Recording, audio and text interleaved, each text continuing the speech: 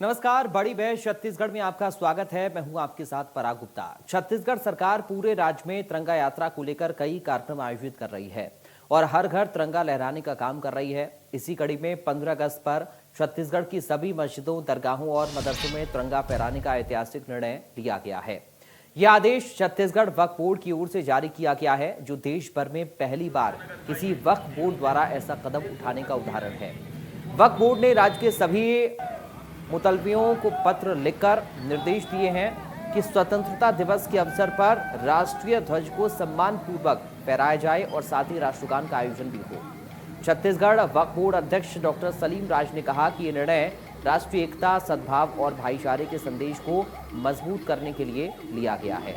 ये पहल न केवल छत्तीसगढ़ बल्कि पूरे देश में एक नई मिसाल पेश करेगी। तो वहीं तिरंगा यात्रा को लेकर कांग्रेस का कहना है कि ये हंसी की बात है कि बीजेपी तिरंगा यात्रा की बात कर रही है। जहां आरएसएस ने आजादी के 60 साल बाद भी तिरंगा नहीं लहराया, वो आज तिरंगा यात्रा की बात कर रहे हैं। आरएसएस ने तिरंगा जलाया था। आज इसी मुद्दे पर विस्तार से चर्चा होगी। चर्चा के लिए कुछ मेहमान जुड़ेंगे, लेकिन तिरंगा यात्रा पर मचे सियासी घमासान पर सियासी बयानबाजी सबसे पहले सुनिए।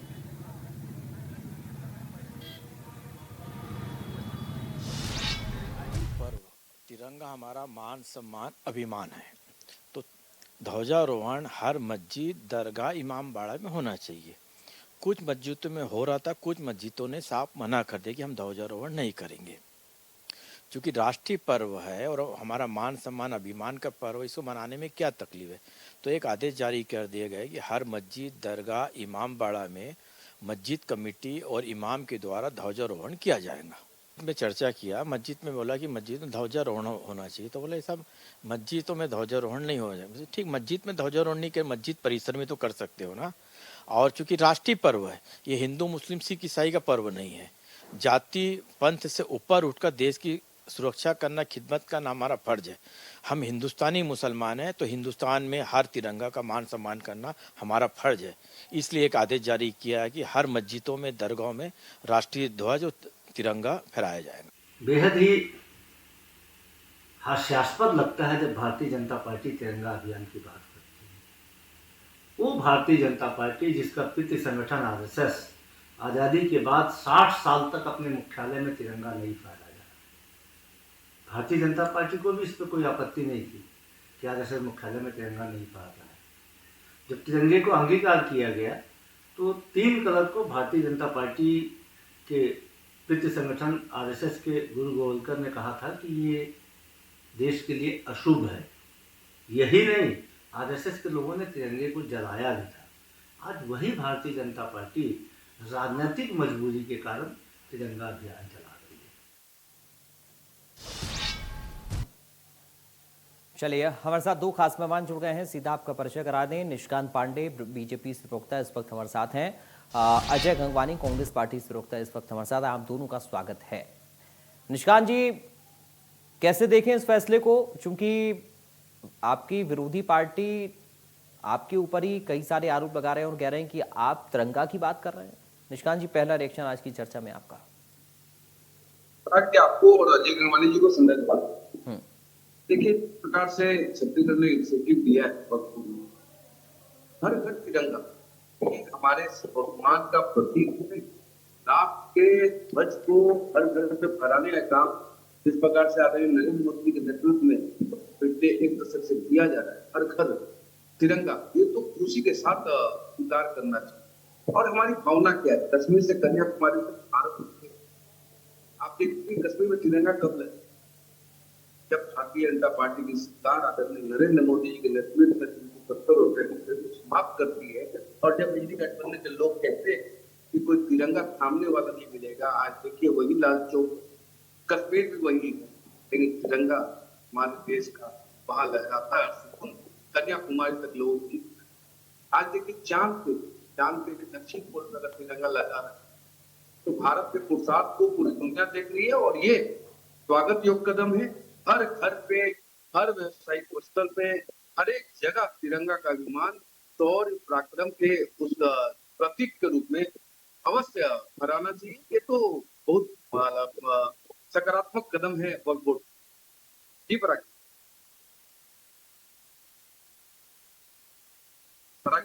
हाँ, आपकी आपकी आवाज आ रही है सर, मैं आपके पास लौटूंगा। अजय गंगवानी जी का पहला रिएक्शन आज की चर्चा में मैं ले लूं। अजय जी, कैसे देख रहे हैं सर देखिए इस ये फैसले को? आप कुछ पूछना चाह रहे हैं प्रकाश जी, प्रश्न पूछ लीजिए। कैसे देख रहे हैं ये 15 अगस्त के दिन तिरंगा फहराना? ये तो देश की आन बान शान है, क्या इसमें किसी तरह की कोई दिक्कत हो सकती है? अजय जी। देखिए पराग जी, बहुत महत्वपूर्ण विषय पे आपने डिबेट रखी, बहुत संवेदनशील विषय पे डिबेट है। देश के आम जनता से बहुत सीधा उनकी भावनाओं से बात है। देखिए महत्वपूर्ण बात है, भाजपा का जो घर घर तिरंगा अभियान है पूरी तरह से राजनीतिक पाखंड, राजनीतिक नौटंकी। ये वही भारतीय जनता पार्टी है जो अपने आरएसएस, जो इनका पितृ संगठन माना जाता है पराग जी, उसके मुख्यालय नागपुर में आजादी के बाद 52 सालों तक तिरंगा फहराना नहीं चाहते। जब एक 3 युवक वहां पे 2001 में तिरंगा फहराने का प्रयास करते हैं, उसके खिलाफ अदालत में मामला दर्ज किया जाता है। 11 साल के बाद वो 3 युवक जो है वो वहां से मुक्त हो पाते हैं। दूसरी महत्वपूर्ण बात इनका दोहरा चरित्र देख लीजिए कि ये तो मैं सीधा स्पष्ट कहना चाहता हूं कि घर घर तिरंगा अभियान जो है भारतीय जनता पार्टी के जो पूर्वज हैं, जो आरएसएस के पूर्वज हैं, जिन्होंने आजादी आंदोलन में भूमिका तो छोड़ी है, आज अंग्रेजों के पैरोकार की भूमिका निभाई, जिन्होंने अंग्रेजों के मुखबिरों की भूमिका निभाई, तो अपने जो काला इतिहास है, अपने पूर्वजों की जो गलतियां हैं, उस काले इतिहास के प्रायश्चित के लिए घर घर तिरंगा अभियान चलाना चाह रहे हैं। दूसरी महत्वपूर्ण बात है, मैं इस बात को अंडरलाइन क्यों कर रहा हूं, इसके 3 महत्वपूर्ण तथ्य मैं आपको देना चाहता हूं। सबसे महत्वपूर्ण, हमारे लिए कांग्रेस पार्टी के लिए देश का तिरंगा देश की आन का, देश की शान का, देश की बान का प्रतीक है। आज जो हमारे शहीद, जिन्होंने अपनी स्वतंत्रता के लिए अपने प्राण न्यौछावर कर दिए, उनके बलिदान का प्रतीक है। ये हमारे लिए सम्मान का प्रतीक है। लेकिन भारतीय जनता पार्टी के लिए तिरंगा सिर्फ और सिर्फ राजनीतिक हितों को साधने के लिए, वोटों के ध्रुवीकरण के लिए, ये राजनीति का प्रतीक है। इसका महत्वपूर्ण उदाहरण दे दूं, 1929 में लाहौर अधिवेशन यहाँ पे हमारी कांग्रेस पार्टी द्वारा आयोजित किया गया। रावी नदी के तट पे पहली बार 26 जनवरी 1929 को हमने तिरंगा फहराया। हर साल 26 जनवरी को तिरंगा फहराया जाता है। आज ये वही भारतीय जनता पार्टी है। पहला उदाहरण 52 साल तक तिरंगा फहराती है। आज इनके जो पितृ पुरुष है गुरु गोवलकर, उनकी किताब है बंच ऑफ थॉट्स, उसके वर्ड टू वर्ड एनालाइज कर दूं, उन्होंने स्पष्ट उसने बंच ऑफ थॉट्स में लिखा, तिरंगे को राष्ट्रीय ध्वज मानने से सीधा इनकार किया, लोकतंत्र और समाजवाद को गलत मानते हुए संविधान को जहरीला बीज बताया। और तो छोड़िए, आज जो आरएसएस का मुख्य भ्रष्ट ऑर्गेनाइजर, उन्होंने स्पष्ट उससे अपने 1947 को एक दिन पहले आजादी में उसमें लिखते हैं कि हमारा जो तिरंगा है वो पूरी तरह अशुभ है और जो 3 रंग है वो किसी प्रकार से शुभ नहीं माना जा सकता। ये निश्चित ही, मैं वर्ड पढ़ देता हूं, 3 शब्द ही अशुभ है। 3 रंगों वाला झंडा निश्चित तौर पर बुरा मनोवैज्ञानिक प्रभाव पैदा करेगा और देश के लिए हानिकारक साबित होगा। ये भारतीय जनता पार्टी आरएसएस जो लगातार तिरंगे का विरोध करते रहे, भगवा ध्वज का समर्थन करते रहे, अचानक ये आन के शान के प्रतीक के सम्मान का राजनीतिक पाखंड दिखता है, तो स्पष्ट है। ठीक है, लेकिन अजय जी, जब भी तिरंगे की बात आती है आप आरएसएस को बीच में ले आते हैं, आप पुराने इतिहास की बात करने लग जाते हैं। अब अगर मस्जिदों के परिसर में 15 अगस्त को तिरंगा फहराया जाएगा, ये सही है या गलत है? इसमें कोई आपत्ति है या नहीं है? सवाल तो ये है। देखिए मैं आपत्ति इस बात से बिल्कुल नहीं। तिरंगा जो है वो देश की स्वाभिमान का, देश की अस्मिता का, देश के सम्मान का प्रतीक है। ये किसी जाति, धर्म, संप्रदाय से जुड़ा नहीं है। मैं तो खुले स्वागत करता हूँ। हर जगह तिरंगा फहराया जाना चाहिए सम्मान के साथ, जो उनके निर्धारित वो को पालन किया जाना चाहिए। आपत्ति हमें जो घर घर तिरंगा अभियान के नाम पे राजनीति करने से है। ठीक है, नहीं, यहाँ तो घर घर तिरंगा की हम बात कर ही नहीं रहे, हम तो मस्जिदों पर तिरंगा की बात कर रहे हैं आज। दोनों भैया, ये आज घर घर तिरंगा अभियान कौन चला रहे हैं? आवरिश पत्रकार। ठीक है, चलिए, आप ये कह रहे हैं कि आप मस्जिदों पर तिरंगा फहराने का तो समर्थन कर रहे हैं, लेकिन बीजेपी पाखंड कर रही है घर घर तिरंगा के नाम पर, यही सवाल है आपका? बिल्कुल। ठीक है निष्कांत जी, मैं चाह रहा हूं सीधा, ठीक है निष्कांत पांडे जी, मैं चाह रहा हूं सीधा इसी मुद्दे पर आप आए। ये तो कोई मतलब भारतीय का भाव नहीं हो सकता कि हर घर तिरंगा। ये जो आवाज मैं ठीक कराता हूं इसको।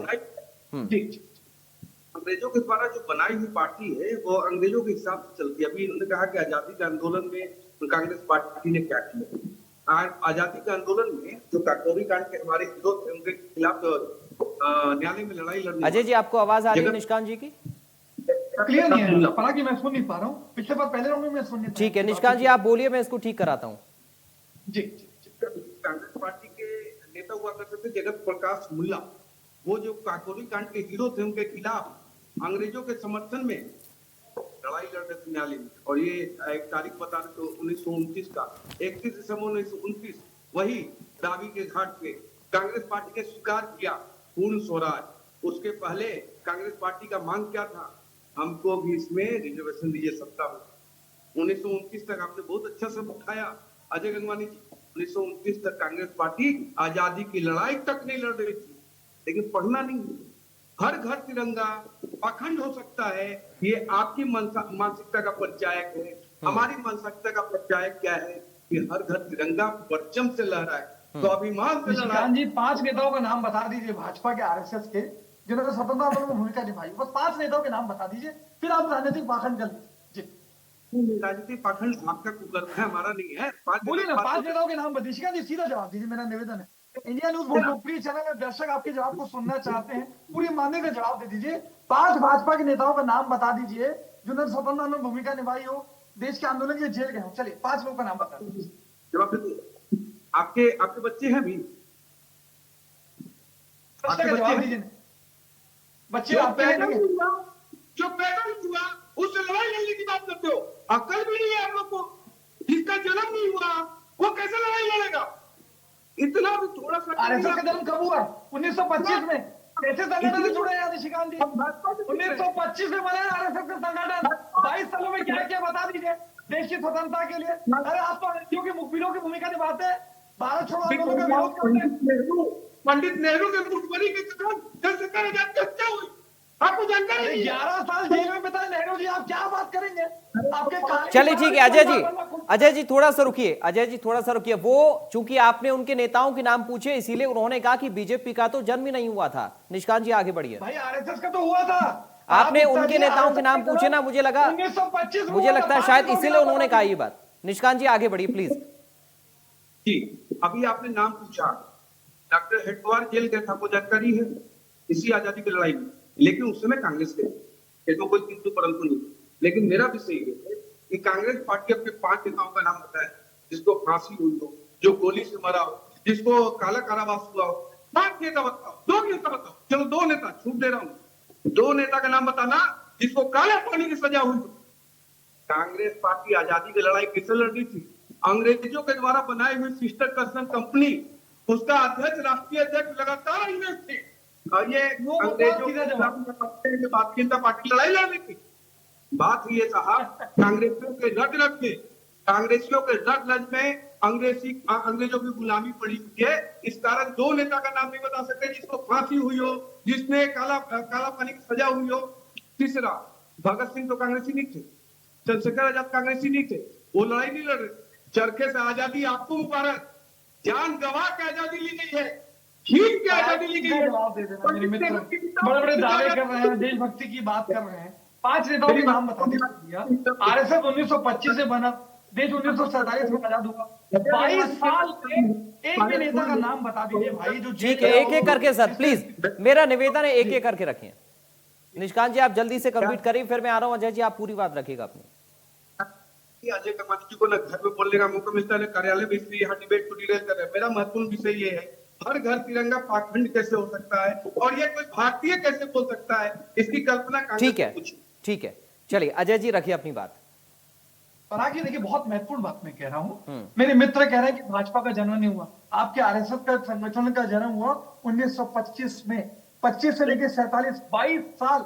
मैं पूछना चाहता हूं मेरे छोटे भाई भाजपा प्रवक्ता से, किसी 5 नेताओं का छोड़िए, 3 नाम नहीं ले पाएंगे आप, क्योंकि ये भारतीय जनता पार्टी स्वतंत्रता आंदोलन में कोई भूमिका नहीं थी। ये स्वतंत्रता आंदोलन में समर्थन की बात तो छोड़िए, वही आरएसएस भारतीय जनता पार्टी है जो खुले भारत छोड़ो आंदोलन का विरोध करती है, सुभाष चंद्र बोस की आजाद हिंद का फौज का विरोध करती है।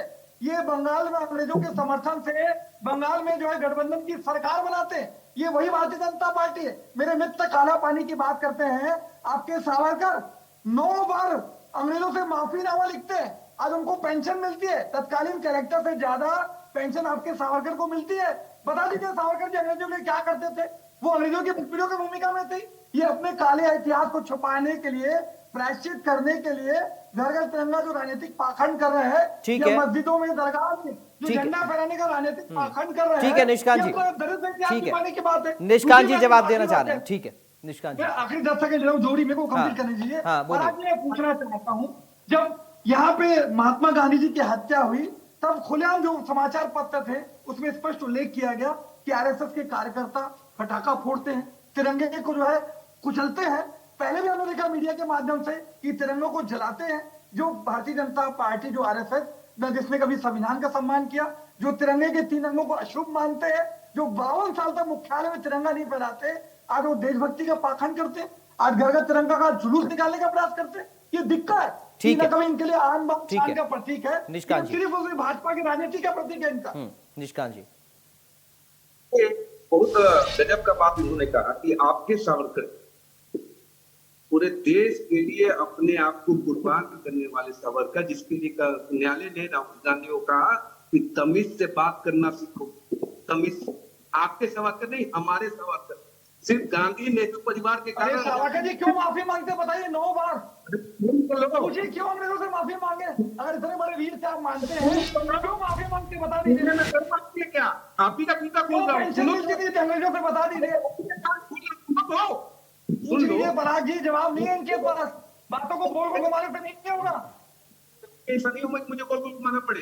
सावरकर जी ने माफी लिखी, आपने ये बात कही, यही माफी पंडित नेहरू ने भी लिखी और महात्मा गांधी ने भी लिखी, इनफैक्ट राहुल गांधी ने भी लगातार लिखी माफी। मुझे बता दीजिए सावरकर माफी मांगे हाँ या ना? जवाब दे दीजिए। पंडित नेहरू ने माफी मांगी हाँ या ना? पराग जी पूछ लीजिए मेरे मित्र से। ठीक है सावरकर ने 9 बार सर, माफी प्लीज मांगी या अभी नहीं अभी अभी सावरकर पर इस डिबेट को मत ले जाइए, क्योंकि अजय जी देखिए आप वो फिर आपसे ये भी पूछेंगे ना कि कांग्रेस के कितने नेताओं को काला पानी की सजा मिली, आप ये पूछेंगे तो फिर बात और बढ़ेगी और ये मुद्दा डाइवर्ट हो जाएगा। ठीक है, मैं इसी मुद्दे पर आज रहना चाह रहा हूं सर। प्लीज मेरा निवेदन है दोनों से इसी मुद्दे पर रहिए। निष्कांत जी अपनी बात रखिए, लेकिन अब इस मुद्दे को डाइवर्ट मत करिए। निष्कांत जी, मैं स्पष्टता के साथ कह रहा हूँ, 27 साल कोई व्यक्ति काला पानी की सजा पाया हो और उसको ये लोग इस प्रकार से यूज करते अपने फर्जी राजनीति के लिए। ठीक है, और तुष्टिकरण के नाम। ठीक है। अभी जो मस्जिदों पर तिरंगा, मस्जिदों के परिसर में 15 अगस्त को तिरंगा फहराने की बात है, इस पर अब कांग्रेस पार्टी कह रही है कि ये सिर्फ ढोंग और पाखंड है, क्योंकि इसको आपके घर घर तिरंगा अभियान से जोड़ा जा रहा है। नहीं, जिसकी जागी रही भावना जैसी प्रभु मुहूर्त देखे चिंते से इनके जीवन में, इनके डीएनए में तो सारी चीजें पाखंड लगती है। ये भारत की अस्मिता से जुड़ा हुआ विषय है। हमने कश्मीर में भी तिरंगा फहराया, हम हर घर में तिरंगा फहराएंगे। कांग्रेस को अपना मूल्यांकन स्वयं करना चाहिए कि क्यों आजादी के इतने वर्षों के बावजूद कश्मीर में तिरंगा नहीं फहराया जाता। ठीक है अजय जी, चूंकि बात तिरंगा की है, बात देश की आन बान शान की है, तो क्या इस पर सिर्फ राजनीति हो रही है? अगर कहीं पर तिरंगा फहरेगा तो इससे किसी को नुकसान और नफा क्या? देखिए बात नुकसान और फायदे की नहीं, किसी प्रकार से मैं देखो हमें आपत्ति पड़ा कि इस बात से है। नहीं, ये तो आपका आरोप है ना सर कि इस पर राजनीति हो रही है, इस पर पाखंड हो रहा है। राजनीति का मतलब कहीं ना कहीं फायदा। मैं स्पष्ट है, मैं वही कह रहा हूं। देखिए मैंने उसी पे आ रहा था पराग जी, हमें आपत्ति तिरंगे के सम्मान से नहीं, आपत्ति तिरंगे के सम्मान के नाम पे जो वोटों के ध्रुवीकरण का प्रयास है, राजनीतिक हितों को साधने का प्रयास है, अपने स्वार्थ पूर्ति का प्रयास है, आपत्ति उस बात से। मैंने स्पष्ट अंडरलाइन किया आपके पिछले वक्तव्य में कि हर वर्ग, हर जाति, हर संप्रदाय, ये सबका नैतिक दायित्व है कि देश के तिरंगे का सम्मान करे और पूरी दमदारी से उसकी अस्मिता की लड़ाई लड़े। क्योंकि देश के स्वतंत्रता की लड़ाई कांग्रेस पार्टी ने तिरंगे के तले लड़ी, इसलिए उसका सम्मान किया। 1929 में रावी नदी के तट पर पहली बार हमने फहराया और आज तक उसके सम्मान के लिए हम लड़ाई लड़ रहे हैं। मैं स्पष्ट कहना चाह रहा हूं कि एक तरफ भारतीय जनता पार्टी के वरिष्ठ नेता लगातार अल्पसंख्यकों को चोट पाते हैं, मटन मछली मुसलमान, ज्यादा बच्चे पैदा करने वाले, बहस ऐसे प्रकार के बयान दिए जा रहे हैं। दूसरी उसी मस्जिद और दरगाह पे आदेश जारी किया जा रहा है कि आप तिरंगा फहराइए। ये दोहरा चरित्र क्यों? मैं तो पूछना चाहता हूँ, जब अल्पसंख्यकों के हितों की लड़ाई आती है, भारतीय जनता पार्टी राजनीति करना प्रयास करती है, कभी मुसलमान पे, कभी क्रिश्चियन पे, कभी अन्य अल्पसंख्यकों पे, जैनियों पे, कभी जो है सिखों पे। तो ये मैं वही कहना चाह रहा हूँ कि अल्पसंख्यकों पर राजनीति कब तक करते रहेंगे? बहुसंख्यक वोटों को साधने के लिए लगातार अल्पसंख्यकों के लिए आपत्तिजनक बयान जारी कर दिया। निष्कांत जी आ रहा हूं। मैं तो पूछा आखिरी के 10 सेकंड ले रहा हूँ। अभी वक्फ बोर्ड का अपने बिल आया, जब वक्फ बिल को सुप्रीम कोर्ट ने उसको नहीं माना, तो आप ही के सोशल मीडिया में देश के सुप्रीम कोर्ट जो कानून और संविधान का रक्षक है, आप उससे कहें supreme court of Pakistan, supreme court of Pakistan, ये तो आपके वर्ड्स है। चले निष्कांत जी, बहुत जल्दी से फाइनल एक्शन। बोलिए क्या कहना पराग चाह रहे जी, हैं? आपने देखो एक बड़ा अद्भुत चीज हुआ कि तिरंगा फहराने से, हर घर तिरंगा पहुंचाने से मतलब वो होता है, मतलब राजनीतिक लाभ मिलता है, या एक मतलब चुनावी क्या बोलते हैं, क्या बोला इन्होंने, ध्रुवीकरण। बताइए, मतलब ये अद्भुत है। तिरंगा फहराने से ध्रुवीकरण होता है। आप जीवन भर, तमाम जीवन मुस्लिम मुस्लिम करते रहे, कहीं कोई समस्या नहीं थी। कोई पार्टी अगर बहुत संख्या के हित की रक्षा करती है तो तुम्हें दिक्कत, आपको दिक्कत हो गई। ये तो वही बात हुई ना। पराग जी, मेरा एक ही छोटा प्रश्न है, 11 साल के बाद क्यों याद आती है आपको? आपकी केंद्र में 11 साल से सरकार है, अचानक मस्जिद और दरगाह में याद क्यों आ रही है? 11 साल तक आदेश क्यों नहीं निकाला आपने? अचानक क्यों याद आ रही है, बता दीजिए। कुछ नहीं, मेरे जिसको थोड़ी करेगा। आप कश्मीर में तिरंगा 11 साल तक सोते रहे आप लोग, अचानक अल्पसंख्यक को वेटो की याद क्यों आ रही है आपको? क्यों पहले मस्जिद में नहीं फैला के बताइए, पहले क्यों आदेश जारी नहीं किया गया वक्फ बोर्ड की तरफ से? अचानक जब आप देखते हैं कि आपकी जमीन खिसक रही है तो राजनीति करने का प्रयास करते हैं आप लोग। उनसे पूछे 70 साल से कश्मीर में तिरंगा क्यों नहीं फहरा रहे? 11 साल की क्यों बात करते हो? 70 साल से क्यों बात नहीं करते हो? क्या कारण है? क्योंकि आपकी हैसियत नहीं थी। भाई, आप लोग कब तक अल्पसंख्यकों की राजनीति करेंगे? अपने वोटों को साधने के लिए कभी तक बांटने और काटने की राजनीति करेंगे? तब तक जो है देश की शान धर्म को ठीक है, शान करने की ठीक है, षड्यंत्र करेंगे ठीक है। आप लोग।